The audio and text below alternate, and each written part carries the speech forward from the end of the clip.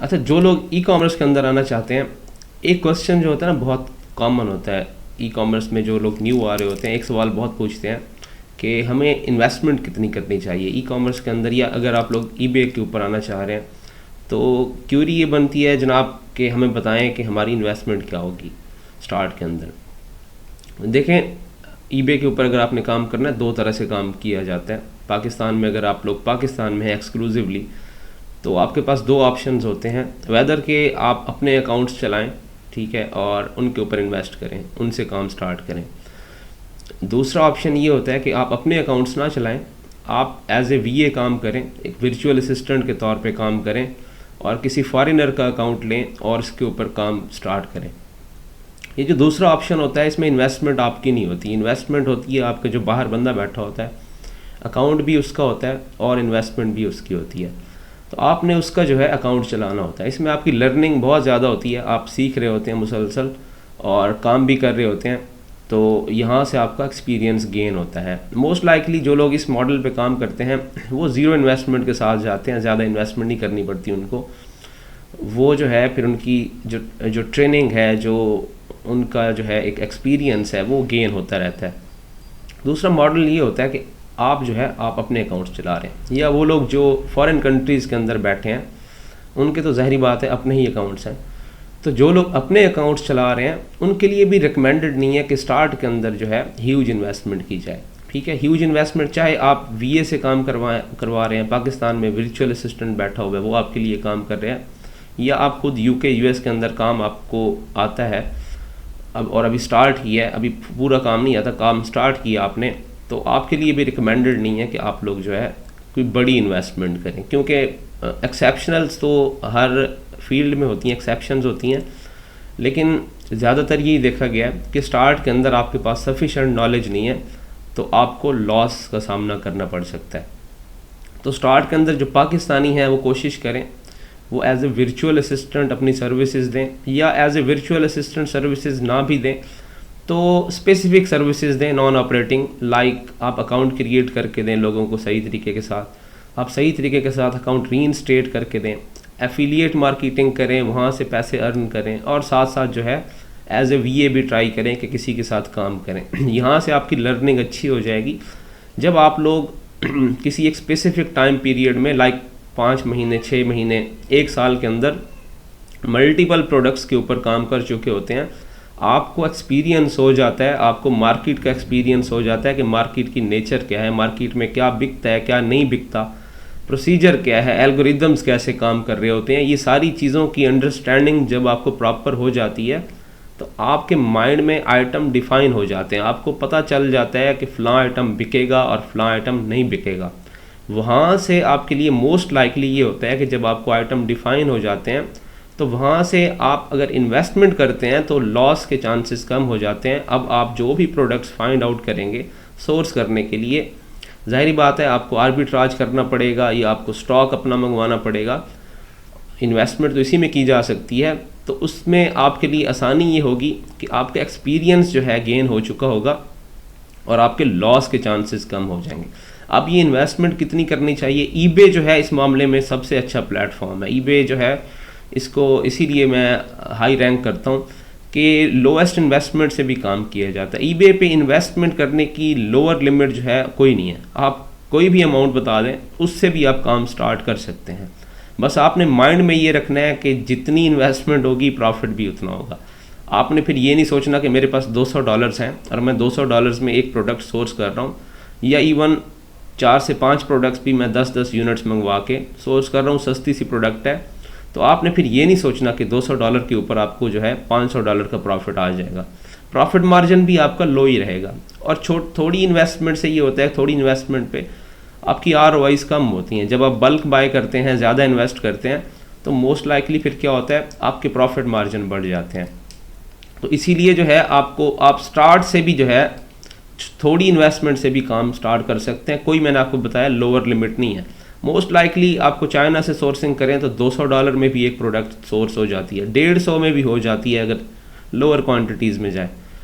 ठीक है, और अगर आप 150 से $200 एक प्रोडक्ट के अंदर इन्वेस्ट करते हैं, एक छोटी अमाउंट है, तो आप 8 से 10 प्रोडक्ट्स भी सोर्स कर सकते हैं एक रीज़नेबल प्राइस में, जो एक बड़ी इन्वेस्टमेंट नहीं होती, एक छोटी इन्वेस्टमेंट होती है, उससे काम स्टार्ट किया जा सकता है।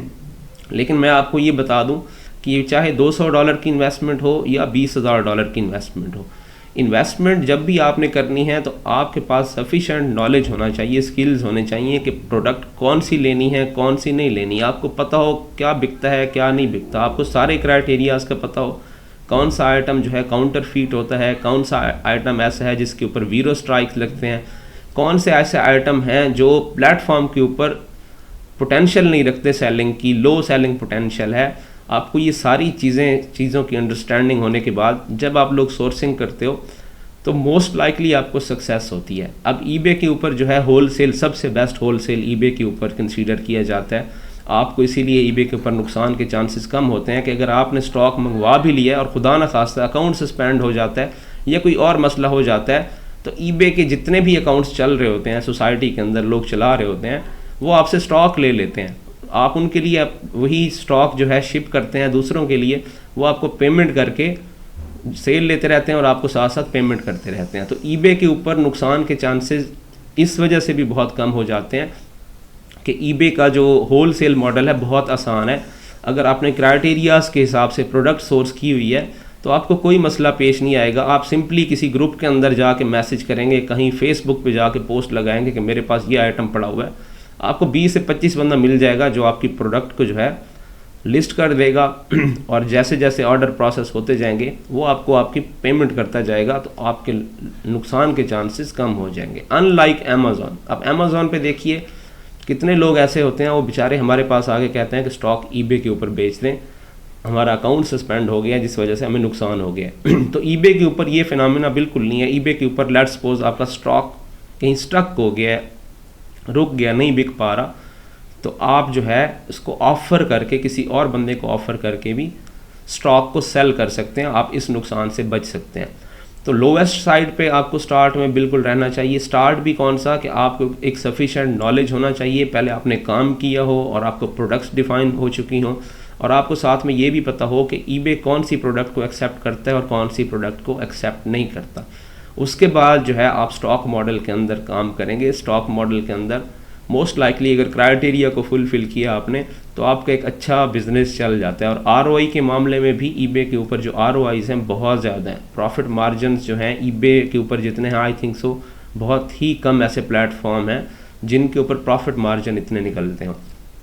तो मोस्ट लाइकली जब आप लोग, और हाईएस्ट इन्वेस्टमेंट में मैं रीज़नेबल इन्वेस्टमेंट जो होती है जिसके ऊपर आप अपना सर्कल अच्छा चला सकते हैं, घर का ख़र्चा निकाल सकते हैं, कहीं आने जाने का मसले मसाइल, हॉस्पिटैलिटी और इस जितने भी लाइफ के लिए ज़रूरी एक्सपेंसेस होते हैं एक अच्छी लाइफ गुजारने के लिए, तो अगर आप $20,000 तक की इन्वेस्टमेंट करते हैं ईबे के ऊपर, तो आपके लिए जितना आप यूएस या यूके के अंदर जाके पैसे कमाते हैं उससे कहीं ज़्यादा आप पाकिस्तान में बैठ के भी अर्निंग कर सकते हैं अगर आपकी $20,000 की रेंज में इन्वेस्टमेंट रह जाए। तो मोस्ट लाइकली फिर क्या होता है, आपको एक सफिशेंट जो है ना इनकम जनरेट हो रही होती है और आपका जो बिज़नेस होता है वो भी लॉन्ग टर्म ग्रो करता है, क्योंकि $20,000 की इन्वेस्टमेंट के अंदर अगर कुछ आइटम आपके स्लो मूविंग भी हैं या इवन नहीं भी चल रहे, तो काफ़ी सारे आइटम ऐसे होते हैं जो रेगुलर आपको सेल्स दे रहे होते हैं, रेगुलर जो है आपका रेवेन्यू जनरेट करके दे रहे होते हैं। तो आपको एक ओवरऑल एक एवरेज जो आपका प्रॉफिट होता है वो बहुत ज़्यादा इन्हेंस हो जाता है। यहाँ आपको जो है जो आपका एक स्टैंडर्ड बिजनेस है, स्टैंडर्ड बिजनेस आपका स्टार्ट हो जाता है। तो लोवेस्ट साइड पे रहें तो आप उसकी कोई लो साइड नहीं है, बस आपने माइंड में रखना है कि जितना कम करते जाएंगे इन्वेस्टमेंट को तो आपका प्रॉफिट मार्जिन कम होता जाएगा।